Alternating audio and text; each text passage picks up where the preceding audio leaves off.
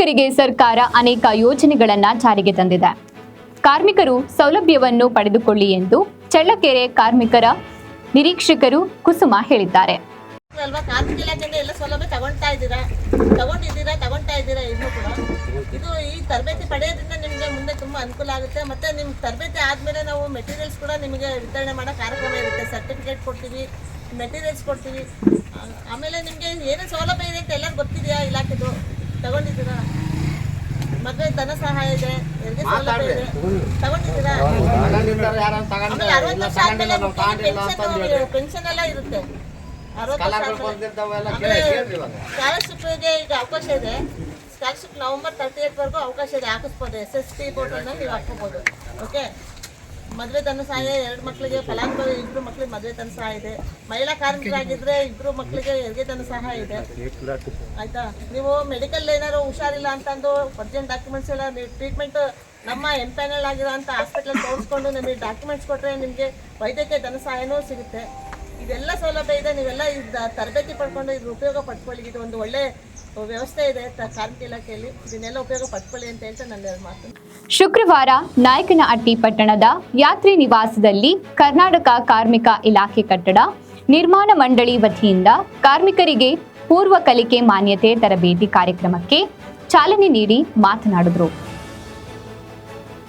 ಪ್ರತಿಯೊಬ್ಬ ಕಟ್ಟಡ ಕಾರ್ಮಿಕರಿಗೆ ತರಬೇತಿ ನೀಡಿ ತರಬೇತಿಯಲ್ಲಿ ಸರ್ಟಿಫಿಕೇಟ್ 630 ರು ಖಾತೆಗೆ ಜಮಾವಾಗುತ್ತದೆ ಮತ್ತು ಸರ್ಟಿಫಿಕೇಟ್ ಕೂಡ ತರಬೇತಿಯಲ್ಲಿ ನೀಡಲಾಗುತ್ತದೆ.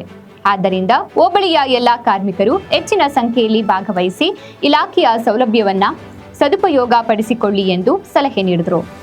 ಇನ್ನು ನಾಯಕನಹಟ್ಟಿ ಹೋಬಳಿಯ ಕಟ್ಟಡ ಕಾರ್ಮಿಕ ಅಧ್ಯಕ್ಷ ಬಿ ತಿಪ್ಪೇಸ್ವಾಮಿ ಮಾತನಾಡಿದರು. ಬೆಳಗ್ಗೆಯಿಂದ ಸಹಕಾರ ಕೊಟ್ಟಿರುವಂಥ ನಮ್ಮ ಕಾರ್ಮಿಕ ಬಂಧುಗಳಿಗೆ ಈ ಪ್ರೋತ್ಸಾಹ ಹಿಂಗೆ ನಡೆಸ್ಕೊಂಡು ಇಷ್ಟೇ ಹುಮ್ಮಸ್ಸು ಇಟ್ಕೊಂಡು ಮುಂದುವರ್ಸ್ಕೊಂಡು ಹೋಗ್ಬೇಕಂಬುದೇ ನಮ್ಮ ಆಸೆ. ಅದಕ್ಕೆ ನಾವು ಬಲವಾಗಿ ಏನು ಬೇಕಾದರೂ ಸಹಕಾರ ಮಾಡೋಂಥ ಶಕ್ತಿ ನಮ್ಮಲ್ಲಿ ಐತೆ. ಬೇಕಾದ್ರೂ ಹೋಗಿ ಮಾಡೋಂಥ ಶಕ್ತಿನೂ ಐತೆ. ಮಾಡ್ಬೇಕಂತ ನಮಗೂ ಹುಮ್ಮಸ್ಸು ಐತೆ. ಅದಕ್ಕೆ ಪ್ರೋತ್ಸಾಹ ಕೊಡ್ಬೇಕಂತಂದು ನಾನು ಎಲ್ಲ ಫಲಾನುಭವಿಗಳಿಗೂ ಹೇಳ್ತಾ ಇದ್ದೀನಿ. ಅಂದರೆ ನಮ್ಮ ಕಾರ್ಮಿಕ ಇಲಾಖೆ ಮೇಡಮ್ ಹೇಳಿದ್ರಿ, ಈಗ 3 ವರ್ಷ 4 ವರ್ಷದಿಂದ ಸ್ಕಾಲರ್ ಎಲ್ಲ ಪೆಂಡಿಂಗ್ ಇದ್ದಾವೆ.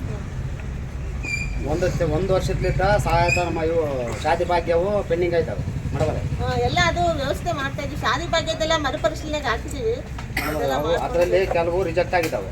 ರಿಜೆಕ್ಟ್ ಅಂದ್ರೆ ಈಗ ಚಿತ್ರದುರ್ಗಕ್ಕೆ ಹೋಗ್ತವೆ. ಫಲಾನುಭವಿಗಳು ಏನು ಮಾಡ್ತಾರೆ ಮೇಡಮ್ ಅಂದ್ರೆ ಅಪ್ಲಿಕೇಶನ್ ಇನ್ನೊಂದೇನು ಗೊತ್ತಾ, ಈಗ ನಾನು ಪರಿಶೀಲನೆ ಮಾಡಿ ದುರ್ಗ ಕಳಿಸ್ತೀನಿ. ನನ್ನ ಹತ್ರ ನೀವು ಕಟ್ಟಡ ಕಾರ್ಮಿಕರು ಅಂತ ಪರಿಶೀಲನೆ ಬಂದಾಗ ಹೇಳಿರ್ತೀರಾ. ದುರ್ಗದವ್ರು ಯಾರು ನೀವು ಏನ್ ಕೆಲಸ ಮಾಡ್ತೀರಾ ಅಂತ ಕೇಳಿದಾಗ ಅಲ್ಲೊಂಥರ ವಿಧವಾಗಿ ಹೇಳಿರ್ತೀರ ನೀವು. ಅವಾಗ ಏನಾಗುತ್ತೆ, ನೀವು ಅದಕ್ಕೆ ನಾನ್ ಕಾರಣ. ಈ ಸಂದರ್ಭದಲ್ಲಿ training manager Satyendragiri, coordinator Manjunath, civil trainer Nagaraj, Ranjini Kumari, Nayakanahatti ಹೋಬಳಿಯ ಕಟ್ಟಡ ಕಾರ್ಮಿಕರ ಸಂಘದ ಉಪಾಧ್ಯಕ್ಷ ಎನ್ಸಿ ತಿಪ್ಪೇಸ್ವಾಮಿ, ಕಾರ್ಯದರ್ಶಿ ಬೋಸಯ್ಯ, ಸದಸ್ಯರಾದ ದಾದಾಫೀರ್ ಶರೀಫ್ ಸೇರಿದಂತೆ ಕಟ್ಟಡ ಕಾರ್ಮಿಕರು ಉಪಸ್ಥಿತರಿದ್ದರು.